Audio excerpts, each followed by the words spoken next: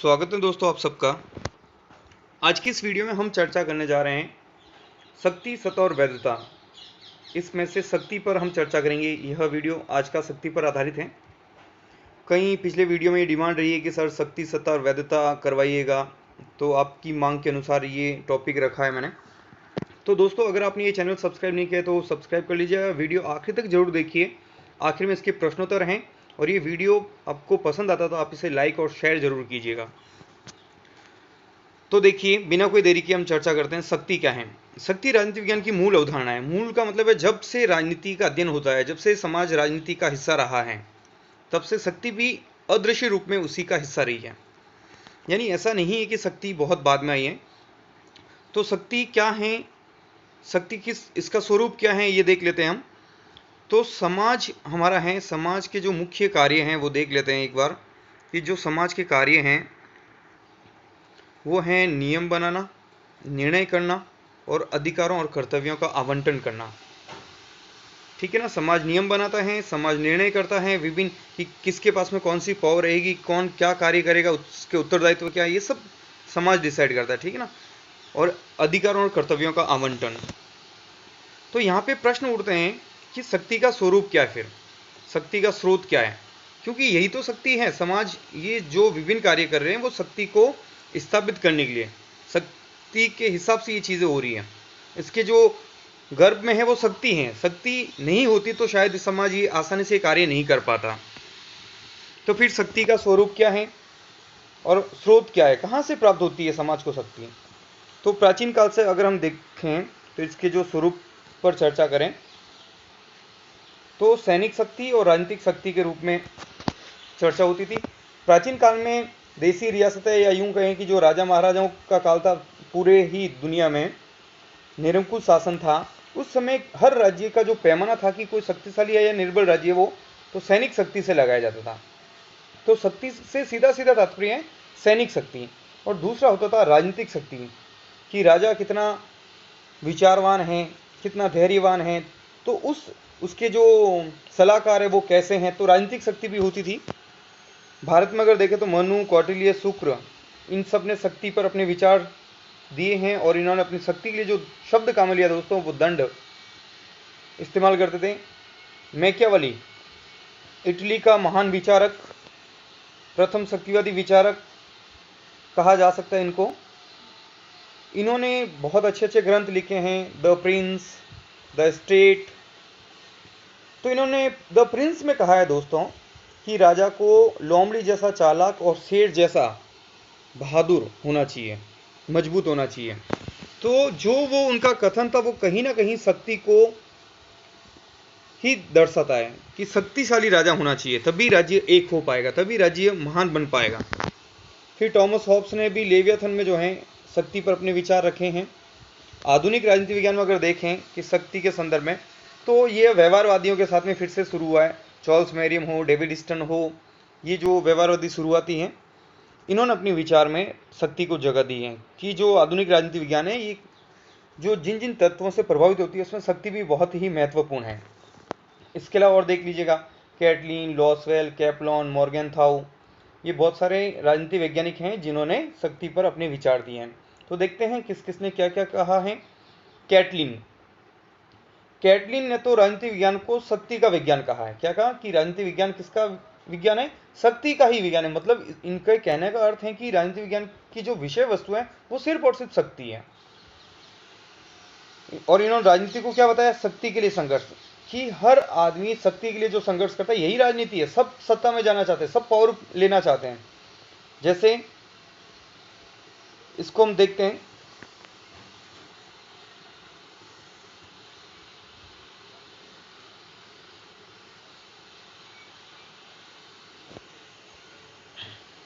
Lasswell को देखते हैं फिर, कि शक्ति जो है वो राजनीति विज्ञान की मुख्य विषय वस्तु है। इन्होंने एक पुस्तक लिखी थी, कौन कब क्या कैसे प्राप्त करता है। इस पुस्तक में इन्होंने शक्ति पर विचार दिया है। कौन कब क्या कैसे प्राप्त करता है, इनका कैसे प्राप्त करते हैं, कौन प्राप्त करता है, इन सबके संदर्भ में जो है वो शक्ति को ही दर्शाते हैं। लॉसवेल यही दिखाना चाह रहे हैं कि शक्ति को कौन प्राप्त करता है, कैसे प्राप्त करता है, और वो क्या क्या का तात्पर्य उनका शक्ति है यहाँ पे। फिर देखिए, मैकाइवर ने द वेब ऑफ गवर्नमेंट पुस्तक में शक्ति के बारे में कहा, और उनका जो शक्ति का अर्थ है वो है आज्ञा पालन करवाना। इन्होंने क्या कहा? आज्ञा पालन करवाना। किसी से भी अगर आप आज्ञा पालन करवाते हो तो यही शक्ति है। रॉबर्ट बायस्टर्ड ने क्या कहा है, देखिए, इन्होंने कहा कि शक्ति जो है बल प्रयोग की योग्यता है, न कि उसका वास्तविक प्रयोग। कि आप में शक्ति निहित है लेकिन आप उसका इस्तेमाल नहीं कर रहे हो जब तक वह शक्ति है। जैसे ही आप उसका इस्तेमाल करते हो फिर वो कुछ और बन जाता है, ये आगे आएगा, बल बन जाता है बाद में। तो ये कह रहे हैं कि आप में निहित है तब तक वो शक्ति है, यानी आपकी योग्यता है शक्ति, उसका वास्तविक प्रयोग नहीं है। तो निष्कर्ष हम इन सब की निकालें, इन परिभाषाओं का या जितनी भी चीज़ें हैं शक्ति पर आधारित, तो शक्ति का जो अर्थ निकलता है दोस्तों वो हम देख लेते हैं निष्कर्ष के रूप में। शक्ति का तात्पर्य है दूसरे के कार्यों, व्यवहारों और विचारों को अपने अनुकूल बनाना, यानी किसी को अपने तरीके से उसको अनुकूल बनाना, जैसा हम चाहते हैं वैसा बनाना। तो कोई मन से तो बनेगा नहीं, तो इसके लिए जो आप इस्तेमाल करते हो वो कोई भी शक्ति हो सकती है। आप रुपए पैसे दे के उसको अपने तरीके से, अपने दृष्टिकोण से सोचने में मजबूर कर सकते हो सकता है आप अपने विचारों से, हो सकता है आप पावर में, सत्ता में रहकर, तो कोई भी शक्ति हो सकती है। यानी शक्ति का मतलब होता है दूसरों के कार्यों को, उसके व्यवहार को या उसके विचारों को अपने हिसाब से ढालना, ये भी एक शक्ति है। दूसरा, आज्ञा पालन करवाना। आप आदेश देते हो और वो उसका पालन करता है, आप आज्ञा देते हो उसका पालन किया जाता है, तो ये भी शक्ति है। क्योंकि एक मान लीजिए जिला कलेक्टर अपना आदेश देते हैं और उनका पालन पूरा प्रशासन करता है, पता उसके पर्दे के पीछे क्या है, अगर वो चीज़ नहीं है तो फिर वो नहीं करेंगे। तो कहीं ना कहीं शक्ति, सत्ता, वैधता, यही अर्थ हैं उनके पीछे। और कुछ कार्य करने की शक्ति, कुछ कार्य करने की शक्ति मतलब आपके पास में कुछ चीज़ हैं, पावर हैं, और आप कुछ करना चाह रहे हो, तो वो जो चीज़ अगर आप में नहीं है, जैसे कि आप कुछ खरीदना चाह रहे हो लेकिन आपके पास सिर्फ रुपए पैसे नहीं है, आर्थिक शक्ति नहीं है, तो क्या खरीद पाओगे? आप चुनाव लड़कर कोई पद प्राप्त करना चाहते हो तो उसके लिए चुनाव लड़ना पड़ेगा। मतलब जो भी कार्य करने की होती है वो शक्ति कहलाती है, यानी कुछ कार्य करने की शक्ति। तो यहाँ पे हम देखते हैं बहुत सारे विचारक या बहुत सारे आजकल के बोलचाल में इन शब्दों को एक जैसा मान लेते हैं कि शक्ति, बल और प्रभाव एक जैसे हैं या एक ही अर्थ में है, जबकि इनमें हल्का सा अंतर है दोस्तों। शक्ति जो है प्रचंड बल है, प्रचंड का मतलब है छुपा हुआ, यानी हमारे अंदर है जब तक वो शक्ति है, जब वो प्रकट हो जाता है तो वह बल बन जाता है। जब वह प्रकट हो जाता है तो क्या बन जाता है? बल। यानी दो चीज निकल के आई, शक्ति अप्रकट तत्व है और बल प्रकट तत्व, एक ही चीज है। जब तक वो शो नहीं हो रही है, दिखाई नहीं दे रही है, जब तक तो शक्ति है। जैसे ही आप उसको लागू करते हो, प्रकट करते हो, तो वह बल बन जाता है।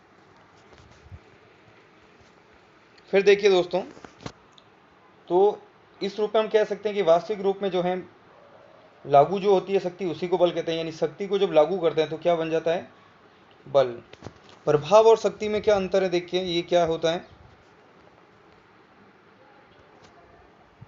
शक्ति प्रभाव को उत्पन्न करती है और प्रभाव शक्ति को उत्पन्न करता है। बहुत सारे ऐसे उदाहरण हैं दोस्तों कि देखिए, एक आप बहुत सारी मूवीज देखते हो, एक इलाके में एक नया डाकू आता है या यूं कह सकते हैं गुंडा आता है, उस एरिया में वो वसूली करता है। तो पहले वो क्या करता है? शक्ति का प्रदर्शन करता है। एक टाइम के बाद उसको शक्ति बताने की जरूरत ही नहीं है, उसका प्रभाव काम करता है। तो शक्ति ने किसको उत्पन्न किया? प्रभाव को। अब कई जगह क्या होता है कि पहले प्रभाव होता है और बाद में शक्ति उत्पन्न हो जाती है। जैसे महात्मा गांधी का उदाहरण ले, उनके पास कोई शक्ति नहीं थी पहले, लेकिन धीरे धीरे उन्होंने प्रभाव कायम किया और उस प्रभाव से शक्तिशाली बन गए वो, क्योंकि एक आवाज पर बहुत सारे लोग, हजारों लोग सड़कों पर उतर जाते थे। तो ये एक दूसरे को उत्पन्न करता है। देख लेते हैं हम इनमें क्या फर्क है शक्ति और प्रभाव में। शक्ति दमनात्मक होता है, यानी कठोर भौतिक बल है, और प्रभाव जो है वो मनोवैज्ञानिक है। यानी जैसे एक और उदाहरण के तौर पर देख लेते हैं कि पुलिस वाले अगर डंडे लेके खड़े हैं और धारा 144 लगी हुई है तो लोग घरों से बाहर नहीं निकलते हैं, क्योंकि वहाँ पे वो किससे? कठोर भौतिक बल से डरते हैं, कहीं डंडे नहीं पड़े। और एक तरफ आह्वान किया जाए कि आज आपको पूरे दिन घर से नहीं आना है, कोई बहुत बड़ा राजनेता, जैसे अभी कोरोना के दौर में कह सकते हो कि 22 मार्च को जो था वो मनोवैज्ञानिक था। 22 मार्च 2020 को जो एक दिन का लॉकडाउन था वो मनोवैज्ञानिक था। वो प्रभाव का नतीजा था। हमारे मोदी जी ने जब कहा कि भैया आपको बाहर नहीं आना है, तो सब लोग पूरे दिन घर में रहे थे, तो प्रभाव था, मनोवैज्ञानिक था वो। लेकिन अब धीरे धीरे लगने लगा ये तो लंबा चलेगा, तो अब लोग जो घर में बैठ रहे हैं वो किस प्रभाव की वजह से नहीं, बल्कि कठोर भौतिक बल यानी डर की वजह से, शक्ति की वजह से बैठ रहे हैं अंदर। तो शक्ति अप्रजातांत्रिक होती है। उदाहरण अंग्रेजों का ले सकते हैं, जैसे अंग्रेज जो दमन करते थे भारतीयों का, वो शक्ति के माध्यम से। और प्रभाव प्रजातांत्रिक होते हैं, जैसे कि इनके उदाहरण गांधी जी, अन्ना हजारे, ऐसे ले सकते हैं हम। अब हैं शक्ति के रूप। शक्ति के रूप कौन कौन से हैं? तो जो पहला रूप है राजनीतिक शक्ति। इसमें क्या होता है देखिए, मूल्यवान संसाधनों जैसे पद, प्रतिष्ठा, कर, पुरस्कार, दंड आदि का समाज में विभिन्न समूहों में आवंटन।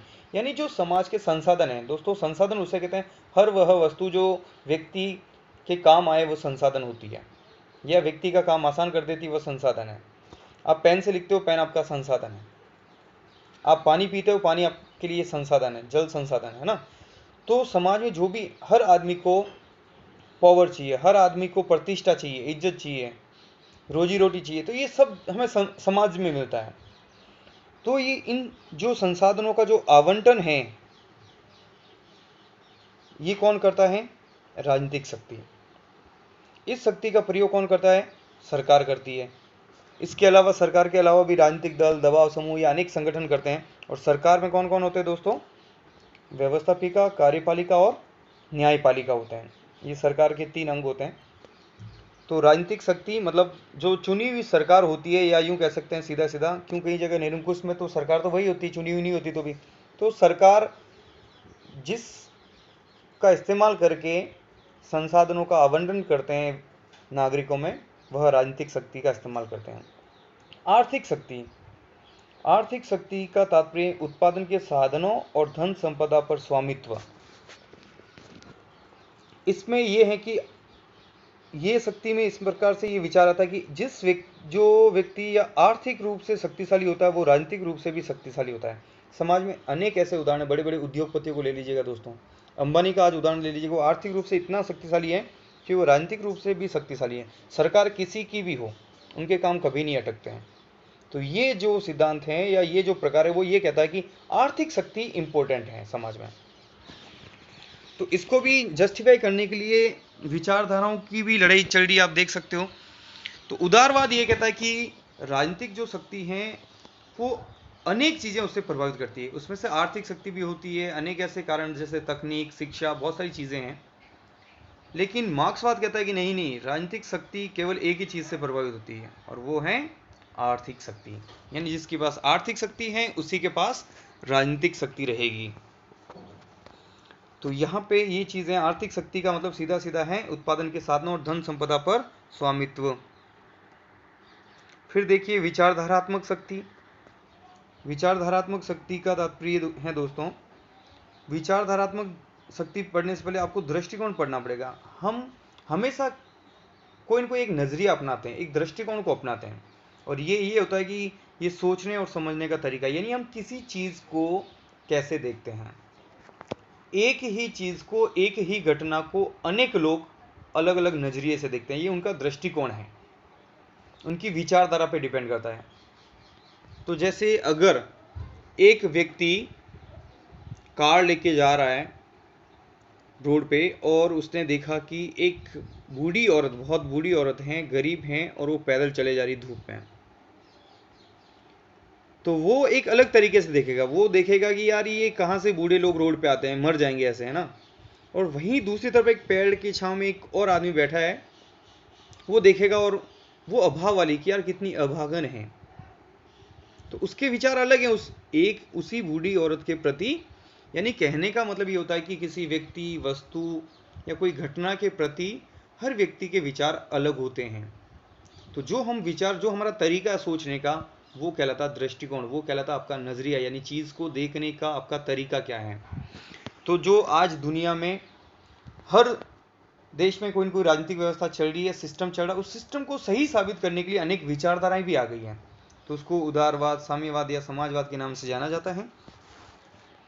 तो विचारधारात्मक शक्ति भी होती है। जैसे चीन में आज साम्यवादी शक्ति, तो ये उनकी विचारधारा है, उनको देश को एक करके रखा है। इसी आधार पर चाइना जो है वो ग्रोथ कर रहा है। अमेरिका उदारवाद पर बल देता है। फिर देखिए शक्ति की संरचना। शक्ति की संरचना का मतलब होता है कि शक्ति कहाँ है, किस में बसती है ये शक्ति। तो और ये होती क्या, तो देखिए शक्ति का मतलब यहाँ पर समता ले सकते हैं। किसकी समता? नियंत्रण करने की। किसको नियंत्रण करना? किसी व्यक्ति को, किसी समूह को, विचार को या व्यवस्था को। ये है शक्ति। शक्ति का जो सर्जना का सिद्धांत है, पहला जो सिद्धांत है वो है वर्ग प्रभुत्व का सिद्धांत। वर्ग प्रभुत्व का सिद्धांत ये मार्क्सवाद की देन है दोस्तों। ये क्या मानता है, इसका आधार क्या है? आर्थिक। कैसे? मार्क्सवाद ये मानता है, कार्ल मार्क्स के विचार हैं कि समाज में दो वर्ग होते हैं। पूरे समाज को उन्होंने दो भागों में बांट लिया, एक बुर्जुआ वर्ग, एक सर्वहारा। ये बहुत ही जनसंख्या में छोटा होता है, बहुत ही छोटा वर्ग, लेकिन ये कैसा होता है? ताकतवर होता है, शक्तिशाली वर्ग होता है बुर्जुआ वर्ग। और एक होता है सर्वहारा, जो सुविधा विहीन होता है, दुर्बल वर्ग होता है। और ये एक दूसरे के विरोधी होते हैं, एक दूसरे को नहीं चाहते वो लोग, और इनके बीच में निरंतर संघर्ष चलता रहता है दोनों वर्गों में। इसको कहते हैं वर्ग संघर्ष की स्थिति।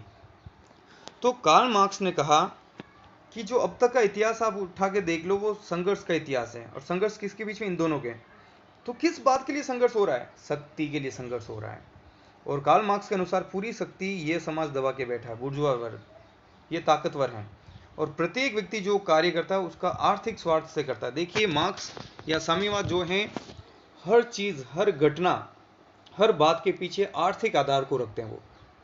तो उनका कहना है कि प्रत्येक व्यक्ति जो कार्य करता है वो आर्थिक स्वार्थ से प्रेरित होकर करता है। लेकिन इसका कई जगह खंडन भी हम कर सकते हैं दोस्तों। हर विचारधारा के प्लस माइनस होते हैं, सकारात्मक नकारात्मक बिंदु होते हैं। तो इसका एक नेगेटिव पॉइंट ये है कि ये हद से ज़्यादा आर्थिक तत्वों पर बल देता है। जैसे हम नहीं कह सकते कि एक माँ अपने बच्चे को पालती है, क्या वो आर्थिक स्वार्थ से उसका पालन पोषण कर रही होती है? क्या कोई व्यक्ति बाहर जाकर चिड़ियों को दाना चुगा रहा है, दाना डाल रहा है, क्या वह आर्थिक स्वार्थ से प्रेरित है? तो शायद ये थोड़ा अधूरापन कह सकते हैं। ऐसा हर विचारधारा में होता है दोस्तों। तो ये कह रहे हैं कि ये छोटा जो वर्ग है जनसंख्या में, ये ताकतवर हैं और इन्होंने हमेशा इसका शोषण किया। तो ये काफ़ी हद तक सच्चाई भी है, समाज में होता है ऐसा। हर देश में 99% पॉपुलेशन एक तरफ होती है और 1% पॉपुलेशन होती है जिसके पास में बहुत सारे संसाधन होते हैं और वो ताकतवर होते हैं, हर तरीके से ताकतवर होते हैं। वही लोग राजनीति में, वही लोग उद्योगपति, वही लोग हर तरीके से जो सारे संसाधन हैं उनके नियंत्रण में रहते हैं। तो ये कहलाता है वर्ग प्रभुत्व का सिद्धांत। यानी दो वर्ग होते हैं, एक वर्ग दूसरे को अपने अधीन रखता है, और ये मार्क्सवाद की देन है, ठीक है ना। फिर देखिए विशिष्ट वर्गीय सिद्धांत। विशिष्ट वर्गीय सिद्धांत क्या कहता है कि समाज में दो वर्ग हैं, वही वाली बात है, लेकिन इनका आधार अलग होगा। वो समाज के जो वर्ग हैं वो अलग प्रकृति के हैं। ये विचारधारा कहती है, ये सिद्धांत कहता है कि एक है विशिष्ट वर्ग और एक है सामान्य वर्ग। तो ये जो विशिष्ट वर्ग है ये इसके ऊपर प्रभुत्व बना के रखता है सामान्य वर्ग पर। विशिष्ट वर्ग शक्तिशाली होता है और ये जो सामान्य वर्ग है वो शक्तिहीन होता है। तो यह जो है वो वर्ग विभाजन केवल आर्थिक नहीं है, इसका जो आधार है वो केवल आर्थिक नहीं है। जैसे कि ऊपर हमने देखा है, मार्क्सवाद ने जो व्याख्या की वो केवल आर्थिक आधार पर की। इन्होंने कहा कि केवल आर्थिक आधार नहीं है, हाँ आर्थिक कारण है उसमें, लेकिन केवल आर्थिक नहीं है। तो इन्होंने कौन कौन सा आधार माने? आर्थिक आधार पर कुशलता, आनुवंशिकता, संगठन क्षमता, बुद्धिमत्ता, नेतृत्व क्षमता। यानी बहुत सारे लोग होते हैं जो कहीं ना कहीं कोई ना कोई फैक्टर ये लेके चलते हैं और वो उस वर्ग में चले जाते हैं। किस वर्ग में? इस विशिष्ट वर्ग में। और इस विशिष्ट वर्ग में कौन कौन लोग होते हैं? देखिए प्रशासक, उद्योगपति, राजनेता, वकील, प्रोफेसर, डॉक्टर। तो ये सारे लोग, यानी ये जो इन सब लोगों को मिला के जो वर्ग बनता है वह विशिष्ट वर्ग कहलाता है। और ये जनसंख्या का एक छोटा सा हिस्सा है, परंतु ये कैसा है? शक्तिशाली है। तो इसमें क्या अंतर है? मार्क्सवाद ने तो केवल आर्थिक आधार पर माना था, इसने इतने सारे कारण माने दोस्तों। अगर किसी की नेतृत्व क्षमता अच्छी है तो वो गरीबी से भी उठकर एक अच्छा नेता बनकर राष्ट्रीय स्तर पर पहुंच सकता है और उस विशिष्ट वर्ग का हिस्सा बन सकता है। कोई कुशलता, किसी में कोई ऐसी बुद्धिमत्ता होती है, कोई संगठन की क्षमता अच्छी होती है, कोई कुशलता का मतलब जैसे कोई अच्छा प्लेयर बन गया है ना, जैसे महेंद्र सिंह धोनी का एग्जाम्पल देख लीजिएगा, कुशलता के बलबूते पे वो विशिष्ट वर्ग में पहुंच गए। तो ऐसे जो हैं वो विशिष्ट वर्ग बनता है और ये शक्तिशाली होता है आर्थिक, राजनीतिक, हर तरीके से। फिर देखिए इस सिद्धांत की व्याख्या करने वाले कौन कौन लोग हैं। विल्फ्रेड पेरेटो ने पुस्तक लिखी द माइंड एंड सोसाइटी, इस पुस्तक में विशिष्ट वर्गीय सिद्धांत की व्याख्या की है। गीतानो मोस्का, इन्होंने द रूलिंग क्लास में इस सिद्धांत की व्याख्या की है। रॉबर्ट मिचेल्स ने पॉलिटिकल पार्टीज पुस्तक में इस सिद्धांत की व्याख्या की है। अब अगला जो शक्ति की संरचना का जो सिद्धांत है वो नारीवादी सिद्धांत है दोस्तों। नारीवादी सिद्धांत क्या मानता है, ये कहता है कि समाज में दो वर्ग होते हैं, एक पुरुष वर्ग, एक महिला वर्ग। और ये कह रहा है कि सदियों से ऐसा चला आ रहा है कि पुरुष वर्ग हमेशा शक्तिशाली रहा है और महिला वर्ग शक्तिहीन रहा है, यानी शक्ति से वंचित रखा गया, शक्ति, अधिकार, इन सब चीज़ों से उनको वंचित रखा गया। तो इसमें विभाजन का आधार क्या रखा इन्होंने, लैंगिक आधार पर, लिंग के आधार पर ये विभाजन है। तो इन्होंने भी बताया कि समाज में दो वर्ग होते हैं। तो अब तक जो तीन सिद्धांत पढ़े हैं, समाज में दो वर्ग बताए, एक शक्तिशाली और एक शक्तिहीन। उनके आधार अलग अलग है, कहीं आधार आर्थिक रखा गया तो कहीं बहुत सारे फैक्टर माने गए और यहाँ पे लिंग के आधार पर माना गया है। और ये इस बात पर जोर देते हैं कि महिलाओं को भी बराबर आने का मौका मिलना चाहिए। नारीवादी जो विचारक है वो इसी बात पर बल देते हैं। जो अंतिम है सिद्धांत बहुलवादी सिद्धांत, बहुलवादी सिद्धांत कह रहा है कि समाज में दो वर्ग नहीं है जैसे अब तक ये बताता है, ये कह रहे हैं कि समाज में बहुत सारे वर्ग हैं, बहुत सारे वर्ग हैं, अमीर, गरीब, किसान, मजदूरों के, विद्यार्थियों के, महिलाओं के, है ना, सरकारी कर्मचारियों के, हर किसी का देखो कोई न कोई संगठन होता है। तो बहुत सारे समूह होते हैं, ग्रामीण, शहरी, और इन हर समूह में कुछ न कुछ शक्ति के अंश जरूर पाए जाते हैं। तो ये सिद्धांत कह रहा है कि केवल इन सब का खंडन करके कह रहा है कि समाज बहुत सारे संगठनों से बना है, बहुत सारे समूहों से बना, और हर संगठन, हर समूह में शक्ति का अंश पाया जाता है, चाहे वो कम हो या ज़्यादा हो, ये इस पर निर्भर करता है। चलिए, तो ये आज के टॉपिक को कंप्लीट किया हमने। अब प्रश्न देख लेते हैं, आप आंसर करने की कोशिश कीजिएगा दोस्तों। लेवियाथन पुस्तक के लेखक कौन हैं? लेवियाथन पुस्तक के लेखक है टॉमस हॉब्स। 1651 में पुस्तक लिखी थी और इसी में इन्होंने राज्य की उत्पत्ति का जो सामाजिक समझौता सिद्धांत है दोस्तों वो भी इसी में दिया था। शक्ति के संदर्भ में नारीवादी सिद्धांत क्या है? ये मानते हैं कि समाज में दो वर्ग हैं, पुरुष वर्ग और महिला वर्ग। पुरुष सदियों से ये वर्ग साधन संपन्न रहा है, शक्तिशाली रहा है, महिलाओं का शोषण होता आया है और वह शक्तिहीन वर्ग रहा है, अतः महिलाओं को भी बराबर अधिकार दिए जाने चाहिए। तो इस प्रकार ये आज का टॉपिक कंप्लीट हुआ दोस्तों। उम्मीद करता हूँ आपको समझ में आया होगा। बहुत आसान कीवर्ड्स में ये बताने की कोशिश की है मैंने। मेरी पूरी कोशिश रहती है दोस्तों कि आपको बहुत सिंपल तरीके से चीज़ें जो हैं ट्रांसफ़र की जाएँ। तो आपने इतना पूरा वीडियो देखा, आपका बहुत बहुत धन्यवाद। पसंद आए हो दोस्तों तो आप लाइक और शेयर ज़रूर कीजिएगा। बहुत बहुत धन्यवाद आपका।